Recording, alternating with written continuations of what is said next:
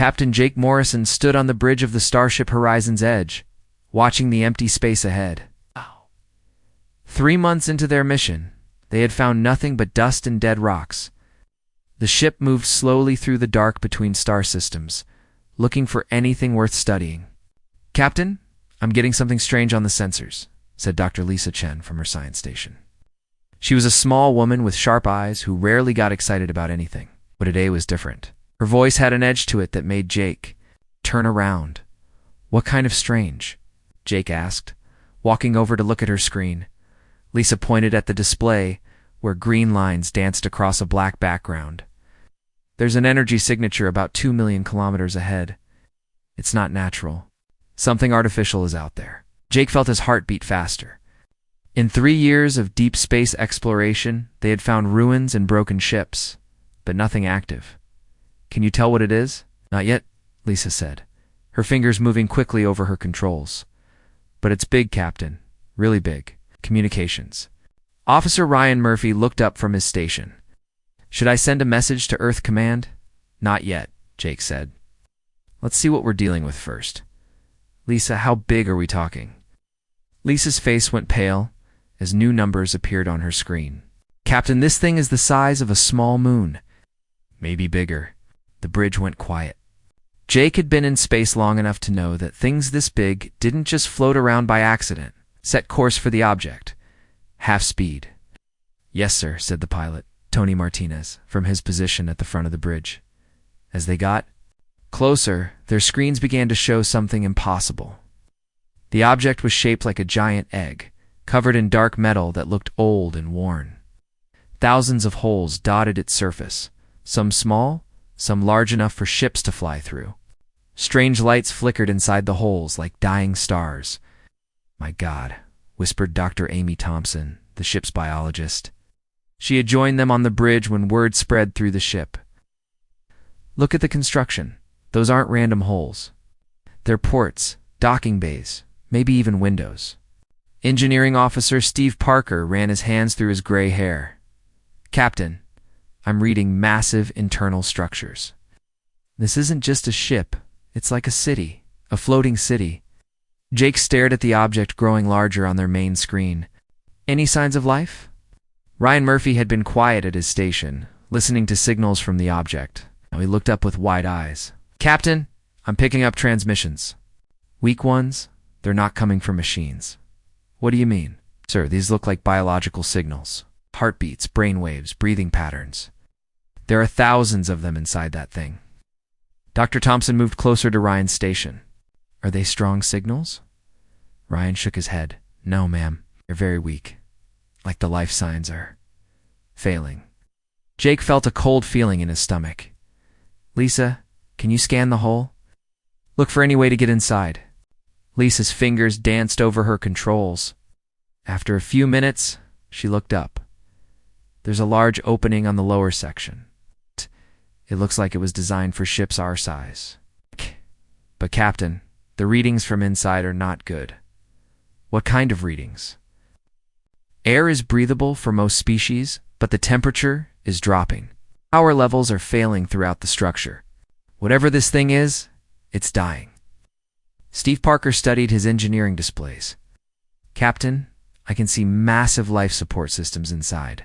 They're working, but barely. Some sections have already lost power completely." Ow. Jake made his decision. "We're going inside. Steve, prep a shuttle with emergency life support equipment. Amy, Ryan, you're with me.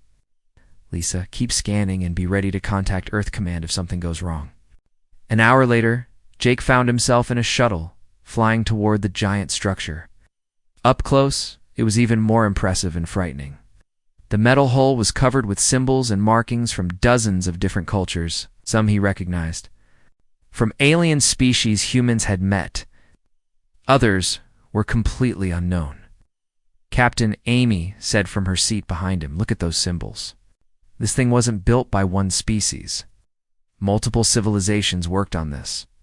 They flew through one of the larger openings and into a massive chamber. Emergency lights flickered along the walls, casting strange shadows. The shuttle's sensors immediately began picking up more life signs. Set us down over there, Jake said, pointing to a flat area that looked like a landing pad. When they stepped out of the shuttle, Jake felt the weight of the place. The chamber was huge, with corridors leading off in all directions. The air smelled stale and old, like a building that had been empty for years. Ryan held up a device that beeped softly. Life signs are stronger here. There are definitely people alive in this place, but the signals are weak. They walked down one of the corridors, their footsteps echoing in the empty space. The walls were covered with more symbols and what looked like information displays. All dark now, Captain Amy said, stopping next to a large window. Look at this. Through the window, they could see into a vast chamber filled with rows of beds or pods. Hundreds of them stretched into the distance. Some glowed with soft lights, others were dark. Those are suspension chambers, Amy whispered. There are people sleeping in there, lots of different species from the look of it. Jake felt his heart sink as he realized what they had found. This is a refugee ship. They found a control room nearby, where some of the computers still worked. Lisa's voice came through their communicators as they studied the alien displays. Captain, I'm reading massive population centers throughout the structure, but the life signs are getting weaker by the hour. Ryan managed to connect his translation device to one of the working computers. Slowly, text began appearing in English on the screen. It's a log entry, Ryan said. The last one was made 6 months ago, he read aloud. Day 847 since last supply run. Medical supplies nearly gone. Life support failing in sections 12 through 18. We cannot wake more refugees without risking the lives of those still in suspension. If anyone finds this record, please help them. They have nowhere else to go. Jake stared at the message, feeling anger and sadness mix in his chest. Someone had abandoned these people, left them to die alone in the dark between stars. Captain Amy called from another console. I found something else. This ship's name is Sanctuary. According to these records, it's been drifting for over 2 years. Jake touched his communicator. Lisa, prepare a full report for Earth Command. Tell them we need medical ships, supply vessels, and every refugee specialist we can find. We're not leaving these people to die. Sir, Lisa's voice came back. The cost of such an operation would be enormous. Earth Command might decide it's not our responsibility. Jake looked around the control room, thinking about the thousands of beings sleeping in their pods, trusting that someone would care enough to keep them alive. Then we'll make it our responsibility, he said. 3 days after finding the sanctuary, Jake Morrison sat in the ship's medical bay watching Dr. Helen Garcia work on their first successful revival. The alien on the table was small and blue, with 4 arms and large black eyes that blinked. Slowly, as consciousness returned. Easy, Helen said softly, her voice calm and gentle. You're safe now. We're here to help. The alien tried to speak, but only made weak clicking sounds. Ryan Murphy stepped forward with his translation device, waiting patiently as the machine learned the new language patterns. Where ... double quotes, the alien finally managed in broken English. Where are the Keepers? Where are the Zephyrians? Jake felt his stomach tighten. The Zephyrians were one of the most advanced civilizations in the galaxy. If they had been involved with this ship, their absence meant something terrible. We're humans, Jake said, moving closer to the bed. We found your ship. Can you tell? That's what happened here. The alien's eyes filled with something that looked like tears. You are not Zephyrian. Why are you here? Why do you care about us? Because you needed help, Jake said simply. Over the next week, they managed to revive 12 more aliens from different species. Each told a similar story. The sanctuary had been built by the Zephorian Collective 50 years ago as a rescue ship for refugees displaced by wars and natural disasters across the galaxy. Dr. Paul Rodriguez, ship's linguist, spent hours with each survivor, slowly piecing together the ship's history. He worked with Amy Thompson, who studied the biological needs of each species they revived. The ship was amazing in its early years, Paul explained to Jake during a briefing. The Zephyrians rescued entire populations from dying worlds. They had medical facilities for hundreds of different species, food production systems, even schools and cultural centers. What went wrong? Jake asked. Amy pulled up images on her tablet showing different sections of the ship. The cost became too high. Maintaining life support for so many different species is incredibly complex. Some need high oxygen, others need low. Some require specific minerals in their food, others can't tolerate certain chemicals. Steve Parker had been exploring the ship's engineering sections. His reports painted a picture of slow decline. Zephyrians started cutting corners. About 20 years ago, they stopped replacing broken equipment. They reduced the medical staff. Supply runs became less frequent, but why abandon them completely? Jake asked. Paul looked uncomfortable. According to the survivors, the Zephyrians said the ship was no longer cost-effective. They offered to relocate some refugees to work colonies, but most species on board were considered obsolete or had no economic value. Jake felt anger building in his chest. Obsolete. Many of these people are the last survivors of their species, Amy explained. Their worlds were destroyed in wars or disasters. They have no governments to pay for their care, no resources to trade, no military value. To advanced civilizations like the Zephyrians, they're just a burden. Ryan had been working with the ship's computer systems, trying to recover more records. Captain, I found something you need to see. They gathered around Ryan's workstation as he played back a series of messages. The first was dated 3 years ago and showed a Zephyrian official speaking to someone off-screen. Project Sanctuary has become financially unsustainable, the official said in a cold voice. The Collective Council has voted to discontinue support. Final supply run will be completed in 30 days. The next message was from the ship's human-looking captain pleading with the Zephyrians. Please, these people have nowhere else to go. Many of them will die if you stop the supply runs. The Zephyrians' response was emotionless. That is unfortunate, but no longer our concern. The project has served its purpose as a demonstration of collective compassion. Continued support would prevent resources from being allocated to more productive endeavors. Jake watched several more messages showing desperate attempts to contact other advanced civilizations. The Karathi Empire said the refugees were not their citizens, and therefore not their problem. The Silicon Syndicate calculated that the cost of maintaining the ship exceeded the potential economic benefit by a factor of 10,000. The Telepathic Consortium simply stopped responding to messages entirely. It just left them to die, Jake said quietly. Helen Garcia had been listening from the doorway. It gets worse, Captain. I've been examining the refugees we've revived.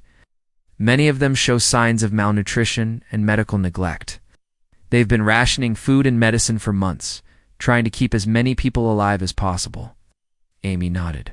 Sadly, the ones still in suspension are in the worst shape. Their pods are failing, and there's no way to repair them with current supplies. We're going to lose people every day if we can't get help soon. Jake made his decision. A message to Earth Command. Full priority. Tell them what we've found and what we need. What exactly should I request, sir? Jake thought for a moment. Medical ships, supply vessels, engineering teams, and refugee specialists. Tell them we need enough resources to support 50,000 beings from multiple species for at least 6 months while we figure out permanent solutions. Steve Parker whistled softly. Captain, that's going to cost more than most planetary development projects. Earth Command might not approve it, then we'll find another way, Jake said firmly. 2 days later, Earth Command's response arrived. Jake read it privately first, his face growing dark as he went through the official language and bureaucratic calculations. He called his senior staff to the briefing room and read the key parts aloud. Earth Command acknowledges the humanitarian crisis aboard the vessel designated Sanctuary. However, given the significant resource requirements and the unclear legal status of the refugees, Command has determined that direct intervention exceeds current mission parameters. They're saying no, Amy said flatly. They're saying it's not our problem, Jake corrected. It's just like the Zephyrians and everyone else. Paul looked frustrated. So we just leave them to die? The message continues, Jake said. we are authorized to provide emergency medical aid and basic supplies from our current stores, but no additional resources will be allocated without formal approval from the Galactic Council. How long would that take? Helen asked. Months, maybe years, Jake replied. And that's assuming the Council would even consider it, which they won't since they're dominated by the same civilizations that already abandoned these people. Ryan had been quiet during the discussion. Now he spoke up. Captain, there might be another option. What do you mean? The message from Earth Command went out on all military frequencies, Ryan explained. But what if we broadcast on civilian channels too? Tell people what we found here, what these refugees need, and ask for volunteers. Steve shook his head. The government would never approve that kind of independent action. Jake stood up slowly, his mind made up. Then we won't ask for approval. Ryan, prepare a general broadcast on all human frequencies, military and civilian. Tell them about the sanctuary. Tell them about the 50,000 beings who were abandoned, here to die. Tell them that Earth Command has decided it's not our responsibility. Sir, that could end our careers, Amy pointed out. Jake looked around the room at his crew, thinking about the blue alien who had asked why they cared. Some things are more important than careers. If we don't help them, who will? He walked to the window and looked out at the massive bulk of the sanctuary floating in space. Somewhere inside, thousands of beings were slowly dying because their lives had been deemed unworthy of the cost to save them. Send the message, Ryan. Let's see. If humanity is different from the rest of the galaxy. Ryan Murphy's fingers shook slightly as he prepared the broadcast message. Jake Morrison stood behind him, watching the communication array charge up to send their plea across human space. This is Captain Jake Morrison of the exploration vessel. Horizon's Edge, Jake began, his voice steady despite the weight of what he was doing. We have discovered a refugee ship called Sanctuary containing 50,000 beings from 37 different species. They have been abandoned here to die because the galaxy's most advanced civilizations decided their lives weren't worth the cost to save them. Ryan monitored the signal strength as Jake continued. Earth Command has told us this isn't our responsibility. I'm asking you to decide for yourselves. These people need medical supplies, food, and basic equipment to survive. If you can help, please come. Coordinates follow. The message went out on every frequency Ryan could access. Then they waited. How long before we know if anyone heard us? Amy Thompson asked. The nearest human colonies are 3 days away, Ryan replied. But the message will keep traveling. It'll reach Earth in 2 weeks. Jake tried not to think about what would happen when Earth Command discovered what he had done. Instead, he focused on the work at hand. They had managed to revive 30 refugees so far, and each one brought new challenges. Dr. Helen Garcia had turned the ship's cargo bay into a makeshift hospital. The variety of medical needs is incredible, she told Jake during her daily report. Some species need medicines we've never heard of. Others require specific temperatures or atmospheric conditions just to stay alive. Steve Parker was working 16-hour days trying to repair critical systems on the sanctuary. It's like trying to fix 30 different types of machines with tools designed for only one, he complained. But we're keeping the life support running. On the second day after the broadcast, Amy came running to the bridge with excitement in her voice. Captain, we just revived someone very important. Her name is Kira, and she was the sanctuary's head coordinator before the Zephyrians left. Kira was a tall, thin alien with silver skin and large blue eyes. When Jake met her in the medical bay, she grasped his hand with both of hers. You came, she said, her voice filled with wonder. So long, someone finally came. We're here to help, Jake said. But we need to understand what happened. How did this ship end up abandoned? Kira's expression grew sad. The sanctuary was supposed to be temporary. The Zephyrians promised to find new homes for everyone aboard. But as years passed, they realized that most of our people had nowhere to go. She explained that many species on the ship were refugees from wars that had destroyed their entire civilizations. Others were survivors of cosmic disasters that had wiped out their homeworlds. Some were the last members of species that had been made extinct by disease or environmental collapse. The Zephyrians grew tired of caring for us, Kira continued. They said we were a drain on their resources. They offered to relocate some of our people to work colonies or research stations, but they wanted to separate families and break up communities. What did you do? Jake asked. We refused. We had built a society here, a place where different species could live together peacefully. The Zephyrians didn't understand that. To them, we were just numbers on a resource allocation chart. Amy leaned forward. How long have you been keeping everyone alive with reduced supplies? 3 years, Kira replied. We've been rationing everything, cycling power to different sections, putting people into deeper suspension to reduce their needs. But we're losing the fight. Every day, more systems fail, and we lose more people. The third day, Ryan's sensors detected something approaching. Captain, I've got ships incoming. Multiple vessels. Jake felt his heart race. Earth Command. No, sir. These are civilian ships. I count 12 vessels so far, and more appearing on the edge of sensor range. Jake rushed to the bridge and watched in amazement as ship after ship dropped out of hyperspace. Cargo haulers, medical transports, research vessels, even modified passenger liners. Each one broadcasting the same message, we're here to help. First ship to dock was a hospital ship called Mercy's Hand, commanded by Dr. Ben Clark. Jake met him at the airlock, hardly believing what he was seeing.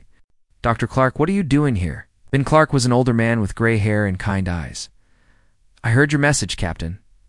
My crew voted unanimously to come. We brought medical supplies for 12 different species and equipment to set up. Proper treatment facilities. But the cost, the risk to your careers. ... Ben smiled. Captain, I became a doctor to save lives. I didn't realize the species of the patient mattered. More ships arrived throughout the day. Maria Santos brought a construction crew and fabrication equipment to repair the sanctuary's failing systems. Charles Wright arrived with a team of diplomats and translators to help coordinate between different species. Lisa Park commanded a supply ship loaded with food synthesizers that could produce nutrition for dozens of different biological requirements. Each captain had the same story. They had heard Jake's message and decided to act. Some came alone, others convinced their entire crews to volunteer. Many had donated their own money to buy supplies and fuel for the journey. I don't understand, Kira said as she watched Human. Ships dock with the sanctuary. Why are your people doing this? These refugees aren't even human. Jake thought about how to explain something he wasn't sure he understood himself, because they needed help, and we had the ability to provide it. The cost. The cost of helping is always less than the cost of not helping, Jake replied. At least, that's how humans see it. Within a week, the humans had established what they called the network. Ships would rotate in and out, providing continuous support to the sanctuary. Medical teams worked around the clock to treat refugees and repair failing life support pods. Engineers fixed systems that had been broken for years. Specialists worked to understand the needs of species they had never encountered before. Dr. Garcia managed to revive another 300 refugees. In the first week alone, each successful revival brought new challenges, but also new hope. Tony Martinez, pilot of Horizon's Edge, found himself coordinating supply runs between the human ships and the sanctuary. It's like nothing I've ever seen, he told Jake. Everyone, working together, sharing resources, helping people they've never met before. Word of the operation spread through galactic communication networks. Other civilizations watched with curiosity and skepticism. The Zephyrian Collective issued statements, calling the human effort admirable but naive. The Karathi Empire calculated that humans were spending more resources on the refugees than entire planetary development budgets. But the humans didn't stop. If anything, more ships kept arriving as word spread through human space. Independent. Traders donated cargo space.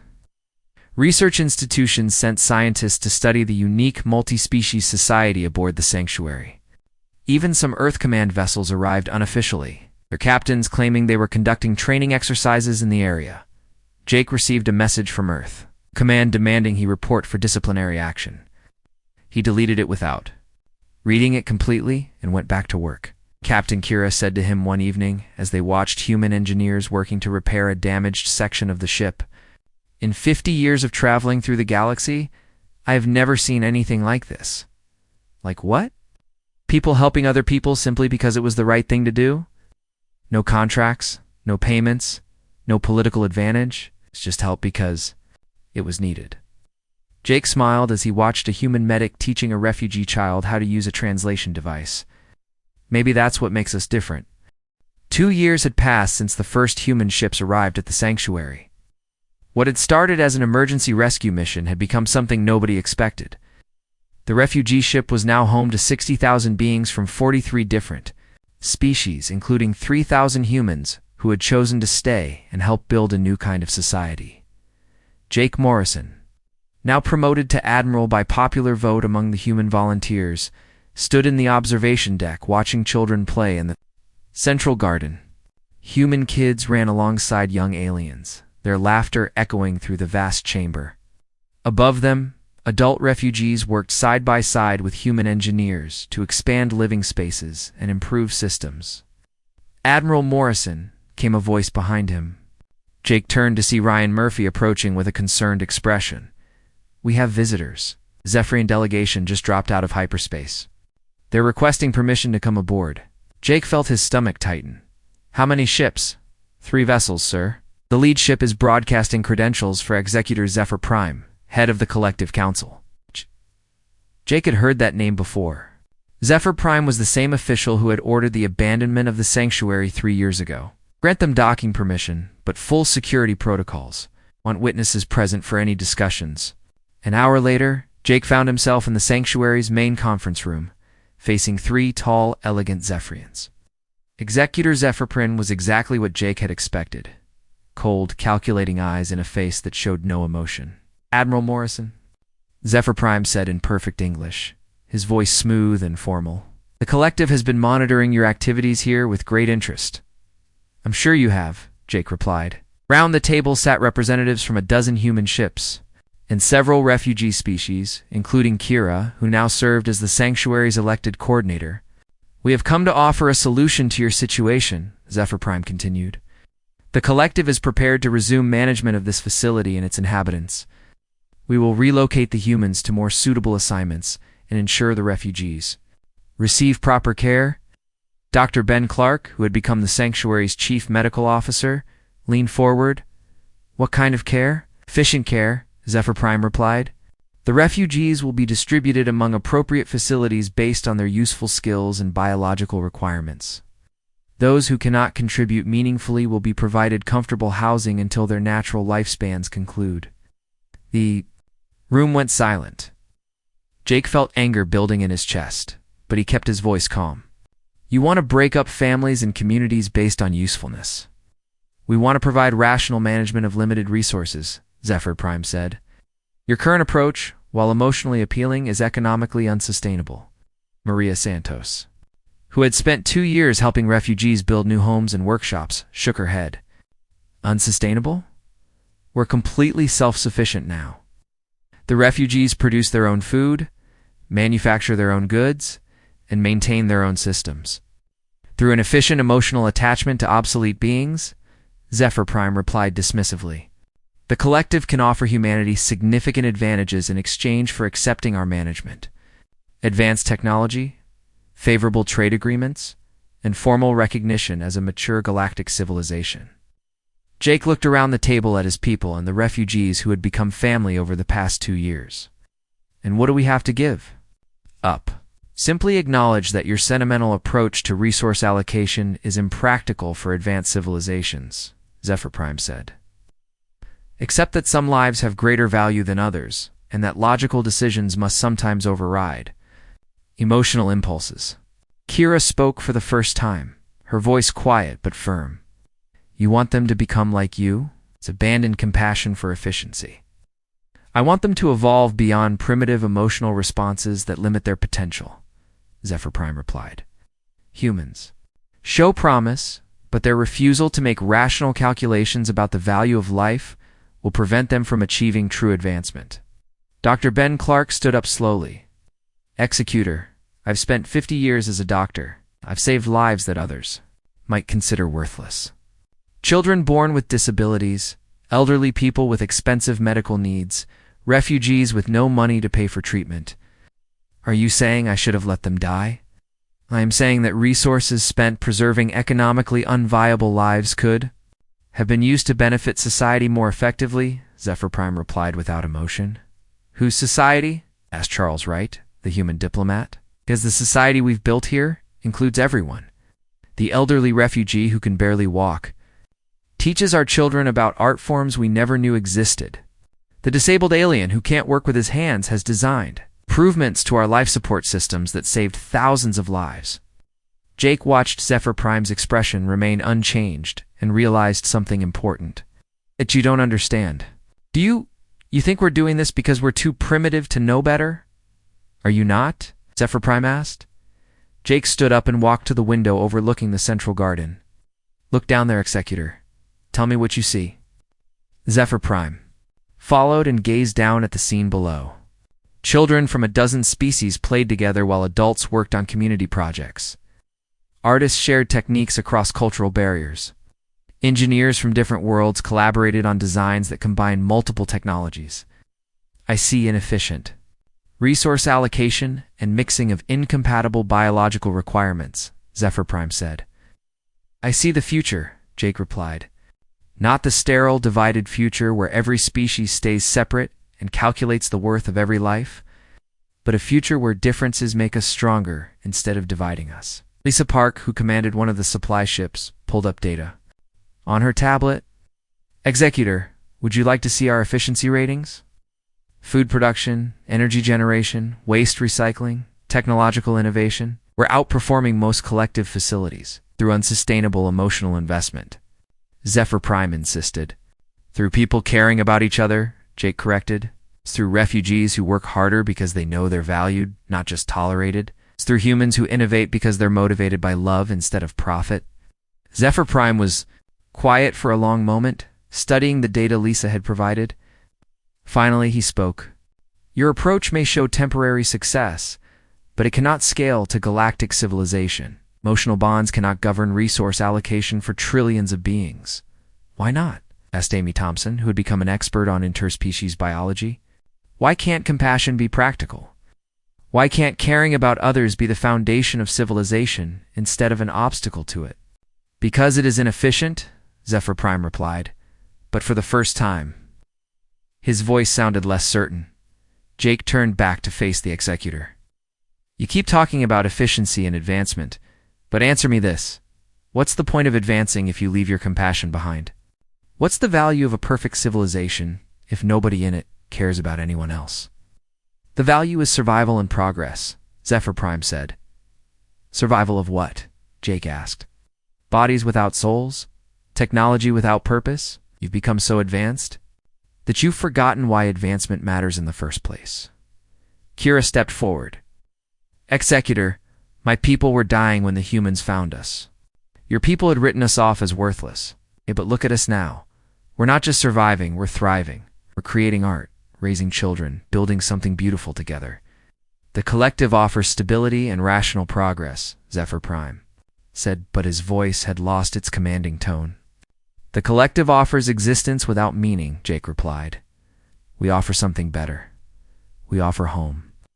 Zephyr Prime looked around the room at the mixed group of humans and aliens all working together, all treated as equals. This cannot last. Eventually, you will face choices that require you to abandon some to save others. Your emotional approach will fail when resources become truly limited. Maybe, Jake admitted, but when that day comes, we'll face it together. We'll find solutions that don't require us to throw away our humanity. Your humanity, as you call it, will limit your species' potential in galactic society, Zephyr Prime warned. Jake smiled. Then we'll create our own kind of galactic society. One where being human means something more than just being the most efficient. Zephyr Prime and his delegation left without another word. Through the window, Jake watched their ships disappear. Into hyperspace? Do you think he was right? Kira asked quietly. Will our approach really work on a larger scale? Jake looked down at the garden, where human and alien children were building something together, with blocks and spare parts. "I don't know," he said honestly. "But I know that losing our compassion isn't the price I'm willing to pay for fitting in with the rest of the galaxy." 6 months later, the sanctuary became humanity's first official deep space colony. Refugees from across the galaxy began arriving not as desperate survivors, but as immigrants, seeking a place where their lives had value regardless of their economic usefulness. Jake often stood in the observation deck, watching the community grow and change. They faced challenges every day, conflicts between different cultures, resource shortages, technical problems that required creative solutions. But they faced them together, and they solved them without sacrificing the principles that made them who they were.